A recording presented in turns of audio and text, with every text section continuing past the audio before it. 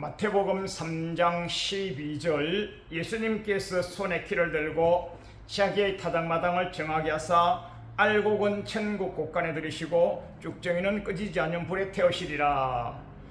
이 말씀이 세례요한 목사님께서 하신 말씀이거든요.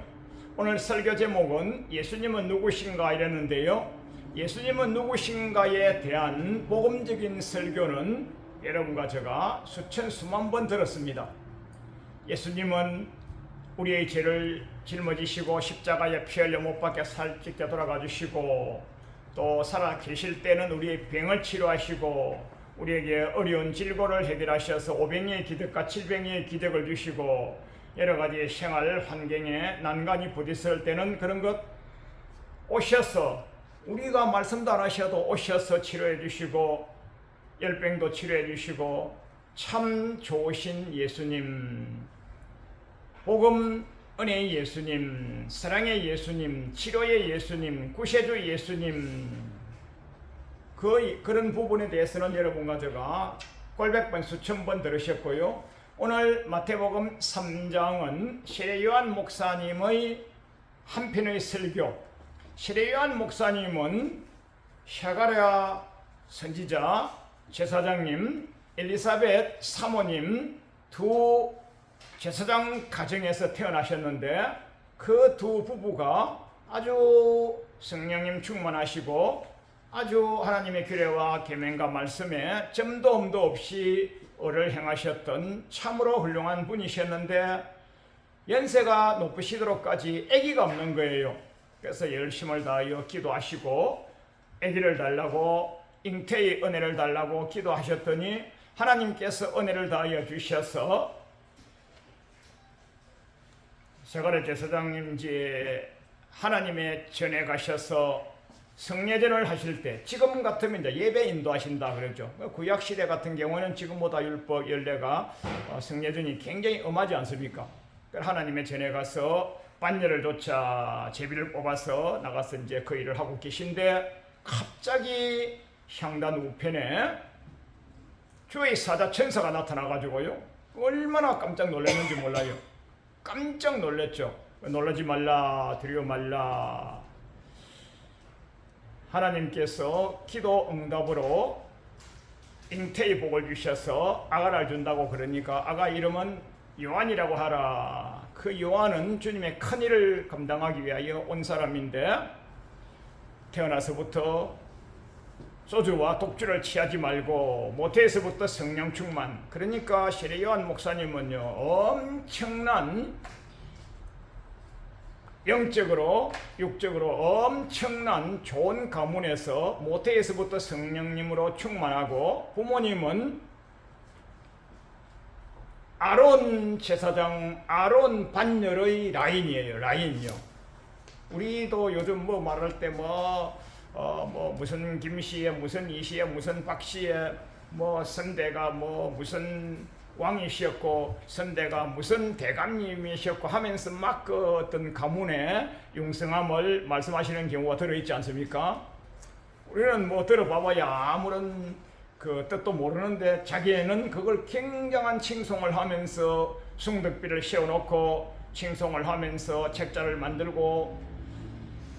근데 여기는 오늘 엄청난 엘리사벳 사모님, 즉 모친은 아론의 반열의 수직계열의 레위지파 제사장 그 가문으로, 그러니까 얼마나 영성이 빼어나셨겠고, 또 모태에서 성령 충만하셨겠고, 그렇게 하셔서 태어나셨는데, 태어나서 보니까 예수님보다 6개월 먼저 나신 거예요. 그 이제 마태복음, 누가복음 1장에 쭉 보시면 예수님 태어나심과 세례요한 태어나심에 대하여 이제 두 가정은 건족 친족입니다. 한국으로 성경에는 건족 친족밖에 안 나와 있고, 한국은 이제 그러지 않죠. 고모집, 이모집, 외갓집, 사촌, 무슨 이런 식이죠, 한국은. 근데 성경에는 건족이다, 친족이다 정도밖에 안 나와 있습니다. 그 예수님 이제 마리아 잉태, 성령님 잉태돼서 하니까 버진 메리, 마리아가 두려워하고 이거 어찌된 일인가 이래 하니까 저 산 쪽에 가면 그 친척집 엘리사벳 있잖아. 너 그 친척 그이도 지금 6개월 전부터 아기 가져서 하면서 동료의식을 느끼고 부끄러워하지도 말고 두려워하지도 말고 하나님의 성령님 인도된 것이 되어 그때에 말씀하시는 것이 6개월이라고 나옵니다. 6개월 전에 엘리사벳 그 친척 그 집에도 아기를 가졌는데 그 아기가 세례요한입니다. 그럼 예수님보다 6개월 먼저 잉태가 되셨고 예수님보다 6개월 먼저 태어나셨고 그럼 인생적으로는 그렇고요. 모태에서부터 성령 충만했기 때문에 어린 시절부터 소위 말하면 꼬마 제사장, 꼬마 목사로 컸지 않겠어요? 그런 가문에서 그런 율례와 법도만 보고 듣고 배웠기 때문에 그래서 세례요한 목사님은 어린 시절부터 목양가셨다 이렇게 보시면 되겠어요. 이렇게 보면 되겠고요. 그래서 이제 오늘 본문은 마태복음 3장 12절을 잡으셨는데요. 누가복음에 가서 보면요. 세례요한 목사님의 성역에 대하여 아주 쉽고 명쾌하고 자세하게 잘 나와 있습니다. 그 세례요한 목사님은 예수님 오시는 길을 예비하시러 오신 분이다. 예수님 오시는 길을 예비하시는데 어떻게 하시느냐? 제가 여러분에게 예수님 오시는 길을 예비하시는데 어떻게 하느냐? 이스라엘 백성들이요 합니다. 이스라엘 백성들. 아니 이스라엘 백성들이면 선민 아닙니까? 택한 족속 아닙니까? 만세전에 영원전에 택정한 백성 아닙니까? 그런데 이스라엘 백성에게 그렇게 나옵니다. 이스라엘 백성에게 하나님께로 많이 돌아오게 하겠습니다. 이게 세례요한 목사님의 사역입니다. 그게 누가복음 1장 16절입니다. 이스라엘 백성으로 하여금 하나님께로 많이 돌아오게 하게끔 회복의 사역, 회개의 사역, 돌이킴의 사역. 그러면 이스라엘 자손이라고 하면요 믿음의 백성 아닙니까? 선민 아닙니까? 택자 아닙니까? 지가복음으로는 택자이죠. 그러나 하나님 눈에 볼 때 세례요한 목사님 엘리야의 심정과 능력으로 보실 때 엘리야나 세례요한이나 다 사람이지만은요 하나님의 심성으로 볼 때 이스라엘 백성들을 하나님께로 많이 돌아오게 하겠으며 이것은요 누가복음 1장 16절은요 은혜로는 해석이 안 되는 거예요. 이미 이스라엘 백성이잖아요. 이미 택한 백성이잖아요. 시온 백성들이 얼마나 자고합니까? 목이 뻣뻣합니까? 자기네들만 전 세계 수십억 인구 중에서 전 세계 수백 개 국가 중에서 자기네들만 선민이라고 택한 백성이라고 얼마나 고고하고 자고합니까? 근데 누가복음입니다. 신약입니다. 복음입니다. 그게 누가복음 1장 16절에서 세례요한의 성역이 뭐냐면요 이스라엘 백성을 하나님께로 돌아오게 한다. 그럼 하나님께로 안 나왔습니까? 안 왔단 말입니다. 근데 노하우와 방법은요 엘리야의 심령과 능력으로 이렇게 말씀하십니다. 그 말씀이 말라기서 4장에서 오리라 하신 엘리야가 언제 시대입니까? 왕정 시대의 선지자 아닙니까? 근데 말라기가 언제입니까? 왕정의 끝이죠. 그 다음에 이제 신약에 와서 말라기서와 복음서와 사이에는 무려 400년간의 말씀의 공백기가 있습니다. 말씀의 공백기.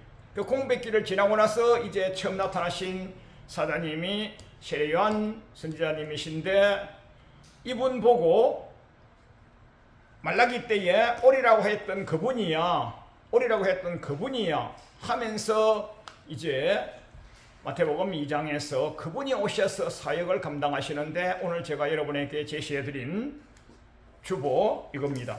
오늘 제시해드린 이게 이제 마태복음 3장 1, 2절 이하로부터 첫 말씀이 회개하라, 돌이키라, 돌아오라, 회복하라. 누구 보고요? 불신자가 아니에요. 유다 백성을 보고요.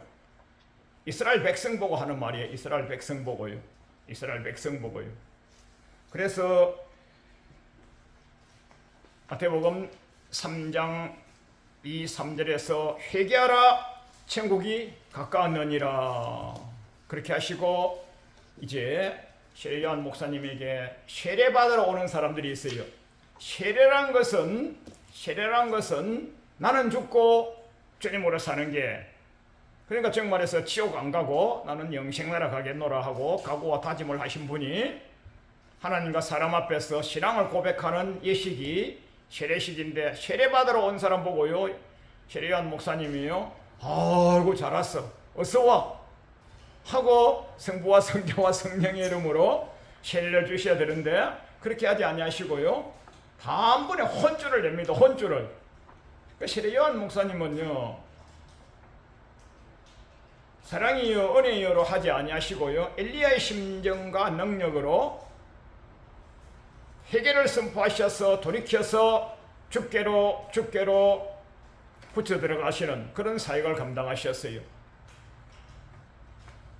독사의 자식들아, 누가 너희를 임박한 진노에서 피하라고 하더냐?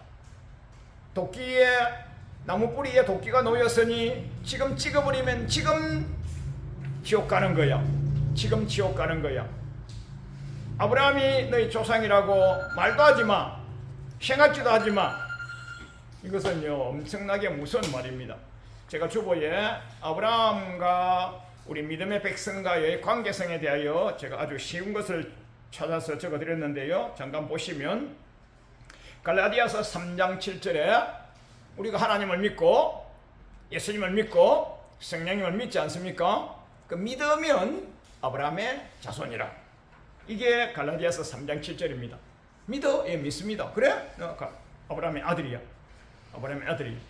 갈라디아서 3장 29절에 우리는 십자가 보혈의 피, 긍휼 입은 십자가 보혈의 피 구속으로 말미암아 그리스도께 속한 백성 아닙니까?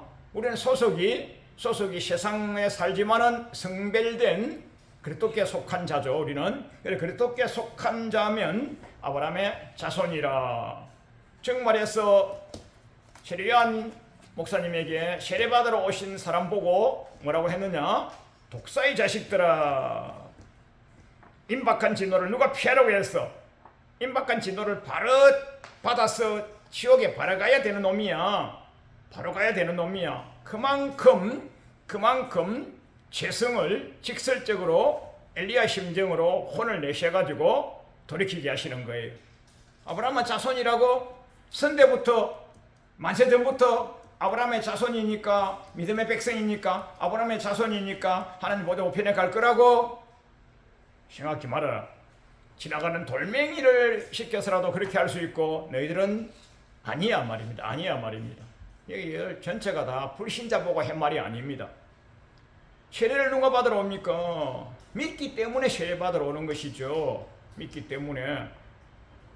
그래서 오늘 예수님을 어떻게 소개하셨느냐? 마태복음 3장 12절에서 세례요한 목사님이 예수님을 소개하시는데, 나는 너희들에게 물로 세례를 주거니와 나 뒤에 오시는 예수님은 불과 성령으로 세례를 주실 것이고, 그분은 손에 키를 들고, 키는요 자동차 키 하는 영어 키가 아니고요 한글 키입니다. 한글 키. 여러분 키조개라고 하는, 바닷가에 가면 키조개라고 하는 조개가 있는데 그 조개가요 이만해요.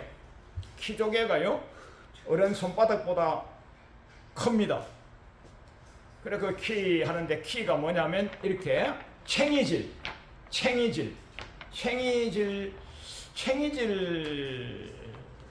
하면 바람이 나오지 않습니까? 바람이 나와서 알곡은 안으로 쭉정이는 밖으로 이렇게 키질 않습니까? 키질. 예수님께서 손에 키를 들고 자기의 타당마당을 깨끗하게 정하게 하셔가지고, 여기서 중요한 거요, 자기의 타당마당에 대하여 주보에 완벽하게 제가 적어왔으니까 그거는 후반부에 제가 해드리기로 하고요.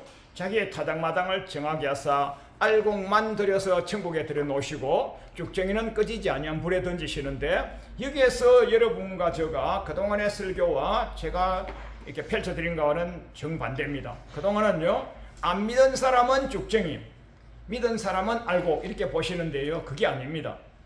예수님의 타당마당에 이미 와가지고 믿고 있는 사람입니다. 이게 타당마당은요, 주보 오른쪽을 봐보시면 타당마당에 대하여 아주 자세하게 완벽하게 기록해 드렸습니다. 타당마당이 어디냐면요, 자기의 타당마당, 예수님의 타당마당.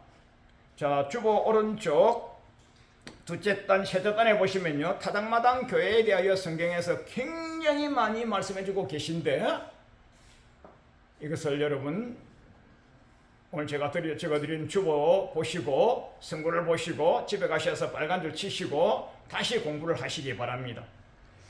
그래서 타당마당이 사무엘하 24장에서 우리 다윗 믿음의 왕께서 엄청나게 하나님이 은혜를 주셔서 전쟁을 할 때마다 이기셨어요. 왜냐하면 사람을 의지하지 아니하고 찬양하고 경배하고 여호와께 물어가로되, 찬양하고 경배하고 여호와께 물어가로되 하여서 성가대를 앞세워서 전쟁을 나가고 법궤를 앞세워서 전쟁을 나가고, 세상에 그렇게 하는 데가 어디 있습니까? 성가대 가운을 딱 입히고 전쟁 나가면 저게 표적이죠. 저게 표적. 그렇게 전쟁 나가는 사람이 어디 있습니까? 여호와께서 이기게 하신다 했습니까? 하나님만 믿고 전쟁을 나가서 다윗은 백전백승한 아주 전쟁왕 사령관이죠. 아주 훌륭한 분이시죠. 그 엄청난 전쟁의 성과를 거두고 이스라엘 남북조를 통일을 시키시고 훌륭한 왕이시죠. 그때에 주님께만 영광을 올려야 되는데, 그때에 다윗 임금님이 큰 실수를 하십니다. 여러분요, 좋은 성과를 많이 거뒀을 때, 좋은 업적을 많이 거뒀을 때 처음부터 끝까지 주께 영광, 주께 영광, 주께 영광, 주께 영광 하셔야 됩니다. 그렇게 하지 아니하고 우리들끼리라도 서로 간에 우리 목사님, 우리 회장님, 우리 장로님, 권사님, 아무개 훌륭합니다, 잘했습니다 하면요, 사람은 인지상정인지라 허파에 바람이 들어가게 돼 있어요. 목이 곧게 돼 있어요. 교만하게 돼 있어요. 다윗은 하나님께서 은혜를 주셔서 전쟁에 백전백승하셨는데요, 웬 교만이 방자하게 떴는지 자기의 군대 장관에게 우리나라에 전쟁에 나갈 만한 군사를 다시 좀 세워보고 오라고 합니다. 그때 군대 장관이 왕이시여, 그렇게 할 필요가 없다고, 그것은 죄이기 때문에 안 해도 되고 어차피 다 이거 왕의 것인데, 하나님의 것이고 왕의 것인데 그렇게 하면 안 된다고 했는데, 그때 다윗이 왕권을 지도력을 발휘해가지고 혼을 내고 꾸중을 내서 빨리 갔더라니까 하면서 그래 수개월 걸려서 전국을 다시 군사수를 세고 왔는데요, 그때에 하나님이 진노하셔가지고 그만 양민이 7만 명이 죽었어요. 하나님의 진노로. 이때 하나님이 진노가 내리실 때는요, 칼과 기근과 연병인데, 다른 나라와의 징계는 칼 전쟁으로 하고요, 국내적으로 징계는요 기근이나 연병을 하시는 거예요. 기근은 배싹 말라서 가뭄에 흉년에 굶어 죽게 하는 것이고, 여기서는 하나님이 연병을 주셔가지고, 지금으로 말하면 풍토병, 콜레라, 장질불사, 이런 어떤 국내 전체에 하나님께서 질병을 주셔가지고 7만 명이 죽었습니다. 참 다윗 임금님의 한번 교만 방자함으로 그때에 하나님의 선지자 갓 선지자, God, 갓, 하나님 하는 갓 선지자님께서 다윗 왕에게 오셔가지고 왕이시여, 왕이 지금 큰 실수를 했소이다. 왕의 정책 결정 한번 잘못함으로 말미암아 우리 백성들이 선량한 백성들이 7만 명이나 죽었소이다. 이렇게 하면 안 돼요. 당신이 회개의 제단을 쌓으시오. 회개의 제단을 쌓기 위해서는 아라우나의 타작마당이 저 보이지 않소? 아라우나의 타작마당을 사서 그곳에 번제와 한목제를 드려서 제단을 쌓으시오. 회개 예배를 드리시오. 예, 예수께 아멘. 아라우나의 타당마당을 사서 번제 제단을 쌓고 나니까 하나님께서 민족에 내리는 재앙과 징계를 거치셨어요. 어디에서요? 아라우나의 타당마당이 번제 예배 경배 찬미 드리는 곳 아닙니까? 오늘날로 말하면 예배 드리는 곳이 어디입니까? 교회 아닙니까? 교회야. 타당마당은 교회를 말하는 것입니다. 아라우나의 타당마당은 교회를 말하는 것입니다. 역대하 3장에 가서요, 다윗의 아들 솔로몬이 하나님의 성전을 짓지 않습니까? 하나님의 성전을 짓는데 세계 중심 이스라엘, 이스라엘 중심 예루살렘, 예루살렘 중심 모리아산에 아버지 다윗이 여부스의 아들 아라우나의 타작마당을 돈 주고 샀던 그곳에다가 솔로몬이 성전을 짓습니다. 성전을 왜 짓습니까? 예배 경배 찬미 드리기 위해서 아닙니까? 예배 경배 찬미를 왜 드립니까? 우리의 인생 질고 죄를 씻음받고 하늘로 신령한 복과 기름진 복을 받고 부의도의 복을 받고 금세의 행통한 복을 받다가 내세의 영생나라 가기 위하여 예배 찬미 경배 드리는 곳 성전 아닙니까? 그 솔로몬의 성전 어디서 지었어요? 아라우나의 타작마당에서 지었단 말입니다. 제가 주보에다가 성구를 완벽하게 적어드렸습니다. 어디요? 예루살렘에 있는 모리아산 아라우나의 타작마당. 타작마당은 뭐하는 곳이라고요? 알곡과 쭉정이를 가리는 곳이기는 맞습니다만은 오늘 여기에서 나오는 타작마당은요, 예배 드리는 곳 성전 교회라 말입니다. 창세기 22장에서 하나님께서 아브라함에게 복을 주셔서 백세의 아들 이삭을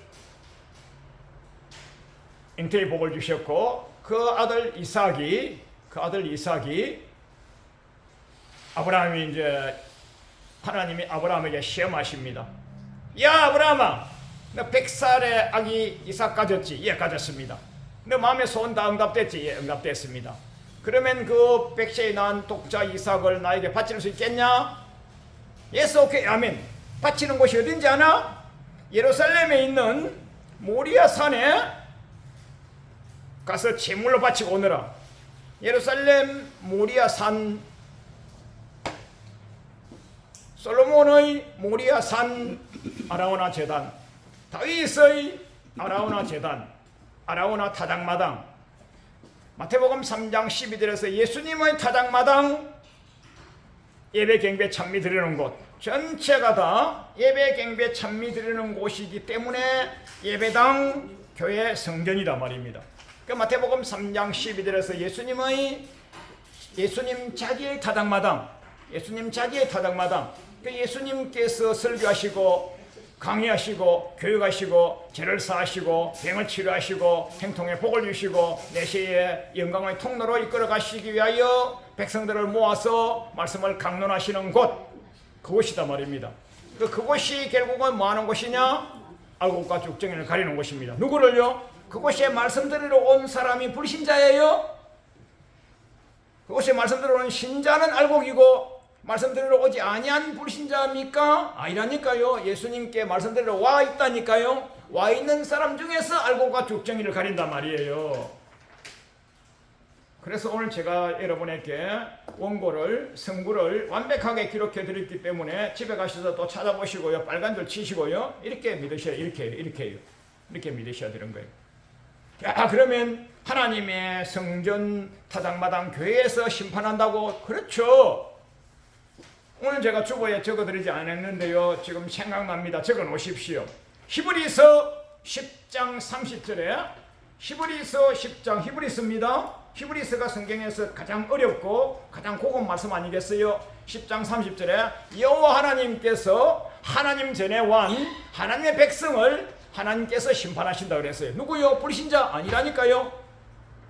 하나님의 전에 나온 하나님의 백성을 하나님께서 심판하신단 말입니다. 그러면 하나님이 나쁜 분이냐? 아니죠. 하나님이 사랑의 하나님, 긍휼의 하나님, 축복의 하나님, 그래 되셨다가 공의의 하나님 되시고 나중에는 이제 마지막은 심판의 하나님 되는 것이죠. 그 세례요한 목사님은 예수님을 소개하시기로 앞에 은혜의 예수님은 소개 안 하시고 심판주를 소개하신 겁니다. 심판주를. 그래서 오늘 이 설교 제가 드리는 원고가요, 굉장히 고급 원고입니다. 굉장히 고급 원고예요. 자, 그래서 말씀을 맺겠습니다. 주보 왼쪽 맨 밑에, 그러면 타작마당에 신자만 온 것이라고요. 그렇죠. 신자요. 불신자는요. 주보 왼쪽 맨 밑에 불신자의 심판에 대하여 제가 적어드렸습니다. 불신자는 하나님의 독생자 예수님을 믿지 아니하므로 벌써 심판을 받았다. 불신자는요, 살아가는 동안에도 마귀의 백성으로 살아가는 거예요. 불신자 우리가 전도하면 불신자가 따라옵니까?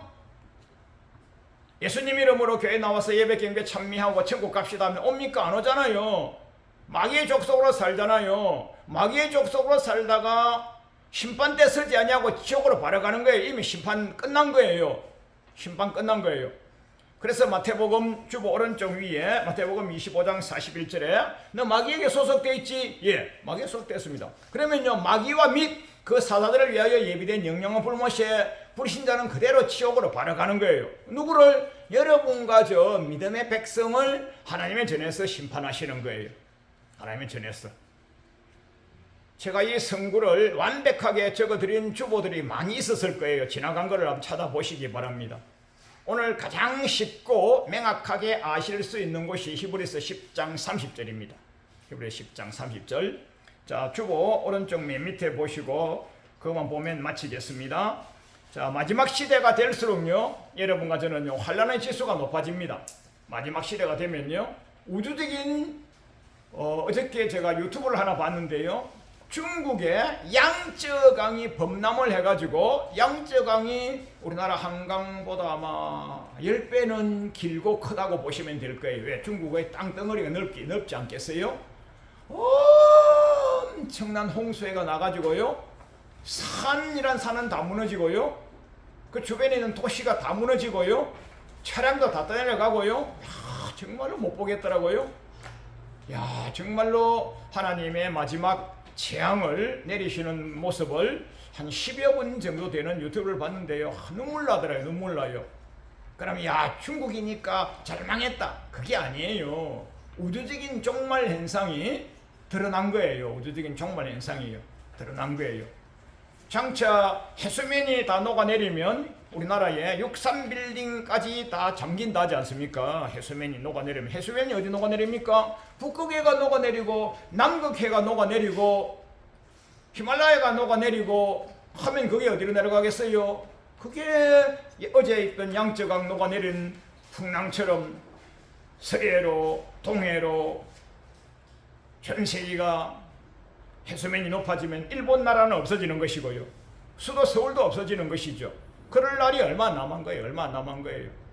그럼 이거는 우주적인 환란이 오는 것이고 우주적인 종말이 오는 것이죠. 그래 여러분 가져가 앞으로 환란 지수는 점점 높아질 겁니다.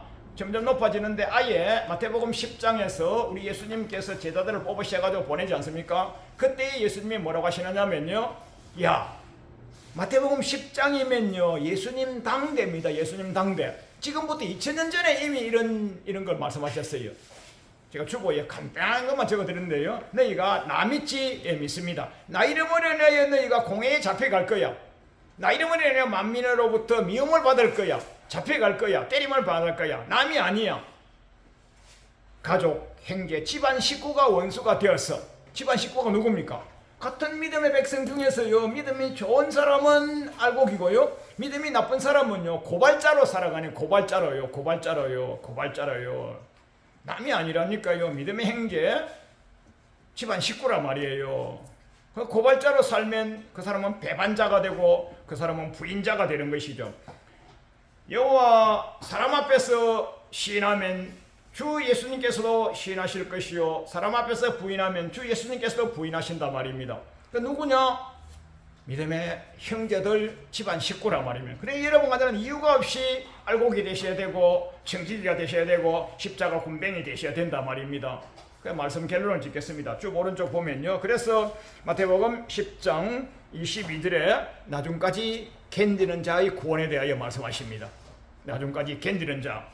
그 다음에 누가복음 8장 15절에서도 착하고 좋은 땅이 나중까지 견디는 자에 대하여 말씀하십니다. 이게 나중까지 견디는 능력이 말씀의 능력, 나중까지 견디는 능력이 기도의 능력이죠. 여러분과 저가 서로 삼겹줄이 되셔가지고 쉽게 끊어지지 않는 삼겹줄이 되셔가지고 서로를 위하여 중보해 주시고 믿음이 떨어질 것 같으면 가서 격려해서 또 같이 끌어서 전국 같이 가셔야 되는 거죠. 실에 요한 목사님이 그 일을 아주 열심을 다하여 잘하셨죠. 여러분과 저가 실에 요한에 대해서 왜 이렇게 공부하고 배우셔야 되느냐면요, 여러분과 저의 가족, 형제, 일가, 친지, 구역 식구 중에서 믿음이 약한 백성을 돌이켜서 회복해서 엘리야의 심정으로, 엘리야의 능력으로 잘 모시고 나와서 다시 예수님 가신 첩경길, 수직길, 천국길, 직선길로 모시고 가야 될 그런 사명을 회복하자고 오늘 이런 말씀으로 말씀을 드렸습니다. 자, 여러분과 저 종말이 되면 될수록 자기의 신앙을 견고하게 하시고 가족과 가족의 신앙을 견고하게 하셔가지고 모두가 다 한 영혼도 놓치지 아니하고 믿음의 부유함을 얻으셔서 한나라 보도편에서 면류관 받는 자리에서 뵙겠습니다. 아멘. 할렐루야.